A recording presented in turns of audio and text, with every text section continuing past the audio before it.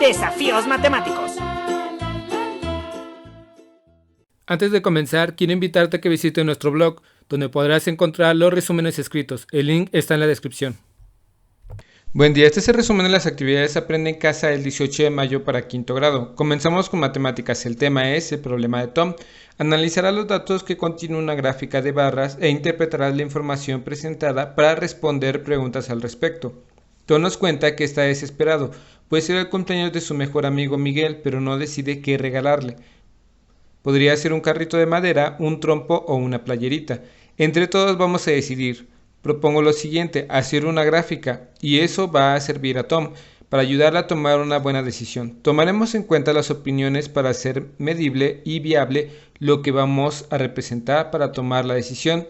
Veo 3 barras, un color verde, una amarilla y una roja. Debajo de cada barra dice el nombre del obsequio. En la roja dice carrito, en la amarilla, que es la más grande, dice trompo, y la verde la playera. ¿Cómo podemos comprobar que ganó el trompo? El trompo es el que tuvo más votos. En el eje vertical representa los votos generados, es decir, la cantidad de alumnos que votaron por cada regalo. Abajo hay un eje horizontal que indica cuáles son las opciones que se tenían, es decir, los 3 regalos, carrito, trompo y playera. Finalmente, la altura de cada barra representa la cantidad de votos que se recibieron a favor de cada uno de los regalos. ¿Cómo podemos interpretar esa gráfica? Como pudiste observar, la barra más alta es la amarilla y corresponde al trompo, lo cual quiere decir que la mayoría de los alumnos les gustó más el trompo. En la altura de la barra te señaló cuántos niños fueron los que eligieron el trompo. Fueron 17. El carrito tuvo 8 votos y hubo 5 votos para la playera. Para seguir aprendiendo, analiza la información que nos proporciona la gráfica en el desafío 75, página 144. La siguiente gráfica representa la venta de diferentes tipos de camisas en una tienda durante 2 semanas. Reunidos en equipos, analicen y contesten lo que se pide. Observa que las gráficas están representadas en 2 semanas, el tipo de camisas y las camisas vendidas. Hay un eje horizontal donde se indica el tipo de camisas, es decir, hay camisas de 80 pesos, 100 pesos, 120 y 150 pesos. También un eje vertical en el que se indican las camisas vendidas y la barra que representa la venta de cada tipo. ¿Cuántos tipos de camisas se registran en la gráfica? Analizando la gráfica leemos que son de 4 precios, entonces son 4. ¿Cuáles son? Son las de 80, 100 pesos, 120 y 150 pesos. En la semana 1, ¿cuál fue el precio de la camisa más vendida? Si analizamos la gráfica de la semana 1, observamos que la barra más alta corresponde a la camisa que cuesta 100 pesos. Tiene 24 vendidas. El reto de hoy es el siguiente. Para seguir aprendiendo, analizar la información que nos proporciona una gráfica de barras, te invito a que busques en tu libro de desafíos matemáticos el desafío número 75, la venta de camisas, que se encuentra en la página 144. Si tienes dificultades para resolver este desafío, en mi canal hay un video donde se explica el tema. Seguimos con ciencias. El tema es trayectorias de movimiento rectilínea, circular e irregular. Describirás el movimiento de diversos objetos con base en el punto de referencia, la trayectoria y la dirección. La maestra nos cuenta que llegó en bicicleta a la escuela y tomó esta trayectoria. La trayectoria es el camino seguido por el cuerpo en su movimiento. Está formada por 2 puntos sucesivos que recorren un objeto durante su movimiento. La trayectoria puede ser de 3 tipos: rectilínea, curvilínea e irregular. Dentro del tipo curvilínea se puede ser de tipo circular, elíptica, parabólica, oscilatoria o pendular. Es cuando el objeto sigue una línea recta durante su movimiento. Los cuerpos tienen ese tipo de movimiento, se dice que tiene un movimiento rectilíneo. Por ejemplo, la caída de un objeto. Uno de estos tipos de la trayectoria es la parabólica, es decir, que tiene una forma de parábola o curva abierta. Es un tipo de trayectoria curvilínea. El tipo de trayectoria parabólica lo encontramos en algunos campos de cultivo en el país. Un ejemplo de trayectoria circular que también es el tipo curvilíneo es la llanta de la bicicleta al rodar la llanta en su eje. La trayectoria que marca es de tipo circular. La trayectoria de tipo circular es cuando un móvil se desplaza dibujando una circunferencia en su movimiento, por ejemplo, las manecillas de un reloj. Ahora vemos la trayectoria de tipo perpendicular. Es el tipo de trayectoria que realiza un objeto de un lado a otro, colgando de una base fija mediante un hilo o una varilla. El tipo de trayectoria irregular es cuando el movimiento es impredecible. Cuando las niñas y niños corren en el parque, no se sabe en qué momento cambiará la dirección. ¿Cuál será la dirección? La dirección es el rumbo que sigue un cuerpo en su movimiento. Puede definirse por los puntos cardinales como norte, sur, este y oeste. Utilizamos movimientos para desplazarnos, utilizamos niveles y trazando diferentes tipos de desplazamiento. Hagamos movimientos libres. Con los siguientes materiales vamos a hacer un experimento para demostrar el movimiento y los tipos de trayectoria: rectilínea, curvilínea e irregular. Movimiento rectilíneo. Vamos a forjar la mesa de papel craft. Mojamos la llanta del carrito con el agua del recipiente. Al empujar el carrito con las llantas mojadas sobre el papel craft, sigue una trayectoria en línea recta.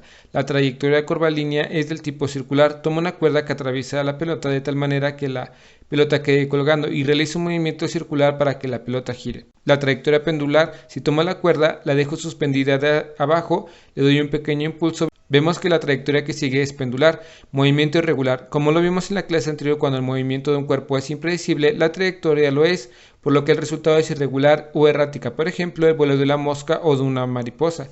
Nos permite tener una buena salud, así que podemos hacer ejercicio en casa o en algún lugar al aire libre. Vamos a hacer ejercicio. ¿Te diste cuenta de las trayectorias que siguen con tus brazos? En el primer ejercicio hiciste una trayectoria circular. Cuando saltas la cuerda, tu cuerpo hace un movimiento de arriba hacia abajo. Hablábamos de una trayectoria rectilínea. Isaac Newton fue uno de los más grandes científicos de todos los tiempos. Una de sus contribuciones más importantes fue expresar el comportamiento físico de la naturaleza en forma de leyes. El reto de hoy es el siguiente: observa, registra y describe las situaciones, objetos en movimiento y tipos de trayectoria que identifiques en las actividades que realizas, tu familia o tu comunidad. Seguimos con lengua materna. El tema es lo que sé sobre la encuesta. Identificarás lo que sabes sobre la forma, el contenido y la función de las encuestas y sus reportes. Iniciaremos en el trabajo con una nueva práctica social del lenguaje. Te pido que tengas a la mano tu libro de texto en la página 138. El propósito de esta práctica social del lenguaje es que realices una encuesta y des a conocer mediante un reporte sus resultados y conclusiones a la comunidad. Empezaremos por recordar qué sabes sobre la encuesta y el reporte de encuesta. Te pido que tengas a la mano tu diccionario, cuaderno y lápiz o pluma para tomar notas. Indagaremos a partir de una serie de preguntas qué es lo que recuerdas. Para aplicar una encuesta se formula un conjunto de A, hipótesis, B, preguntas y C, respuestas. La respuesta es el inciso B, preguntas. A partir de ellas buscamos obtener respuestas. Las preguntas de la encuesta deben ser siempre cerradas, cierto o falso. La respuesta es el inciso B, falso. La pregunta abierta y cerrada nos permite obtener información diferente, más concreta o más amplia. ¿Cómo se llama el texto que incluye las preguntas de la encuesta? Formulario, cuestionario o guión de preguntas. La respuesta es el inciso B, cuestionario, porque en él se puede haber preguntas abiertas y cerradas, como ya vimos. Cuando la encuesta se aplica a toda la población se conoce como censo, muestra o entrevista. Las encuestas que incluyen a toda la población se les llama censos y estos pueden ser de salud, educación, vivienda, actividades económicas, grupo de edad, género y un sinfín de temas más. Si la encuesta se aplica a una parte de la población se le llama censo, muestra o entrevista. Veamos en el diccionario qué dice la muestra. Muestra: demostrar, parte o posición extraída de un conjunto de métodos que permite considerarla como representativa de él.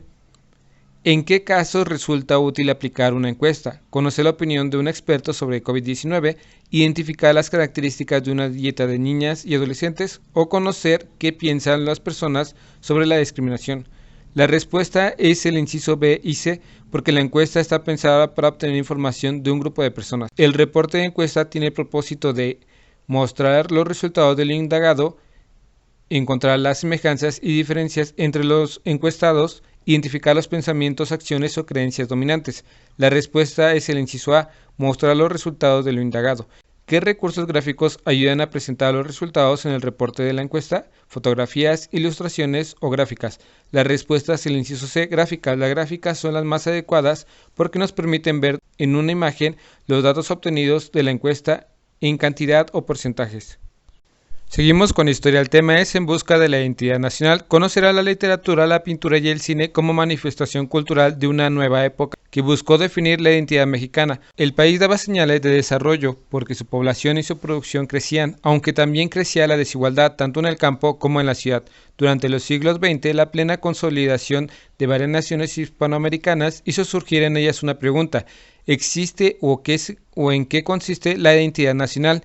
¿Te imaginas qué preguntaban los intelectuales mexicanos de esa época? Octavio Paz sentía una gran necesidad de explicar los orígenes y las causas del comportamiento del mexicano, tanto individual como socialmente, y por ello, en 1950 escribió un ensayo llamado El laberinto de la sociedad, donde explica, desde su postura, que los acontecimientos históricos tienen una influencia de la mentalidad mexicana. En 1990, Paz obtuvo el Premio Nobel de Literatura. La literatura mexicana era reconocida a nivel mundial, no solo a través de las obras de Octavio Paz, sino de muchos otros autores. Escribían sobre temas preocupantes para México, como la pobreza, la desigualdad económica y social, y algunos sobre las promesas de la Revolución Mexicana incumplidas por los gobiernos postrevolucionarios. Por ejemplo, lo podemos encontrar en obras de Juan Rulfo. Entre las más importantes está El Llano en Llamas y Pedro Páramo.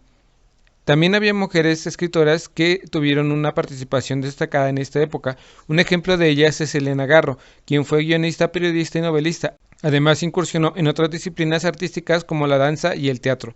Entre las obras más representativas se encuentra Un hogar sólido, Los recuerdos del porvenir y La culpa es de los tlaxcaltecas. Asimismo tenemos a Rosario Castellanos. Ella fue una escritora mexicana que combinó el arte de la literatura con la promoción cultural, la docencia del periodismo y la diplomacia. Algunas de sus obras más representativas son Balún Canán, Oficio en tinieblas y Poesía no eres tú. Ahora hablaremos sobre la pintura en México. Surgió un movimiento conocido como muralismo, que, al igual que la literatura, también intentó formalizar un sentido de identidad nacional. Fue un movimiento inspirado por el deseo de construir una identidad nacional. El muralismo fue una herramienta que pretendía promover entre la población un sentido de pertenencia a una misma comunidad nacional. Estos murales representaban la lucha de las clases, la libertad, la opresión, la vida de los campesinos y la clase obrera. Además, también se pintaban escenarios de modernización y progreso. Te voy a mostrar algunos de estos murales.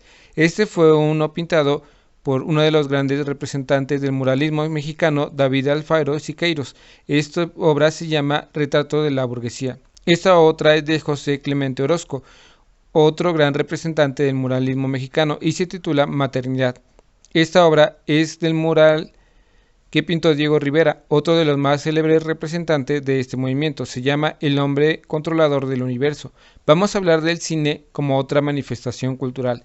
A estos años se le conoce como la época de oro del cine mexicano. Allí en el Rancho Grande fue una de las primeras películas mexicanas exitosas a nivel internacional. La gran difusión y popularización del cine de oro permitió la consolidación de ídolos mexicanos que atraían a grandes públicos a las salas.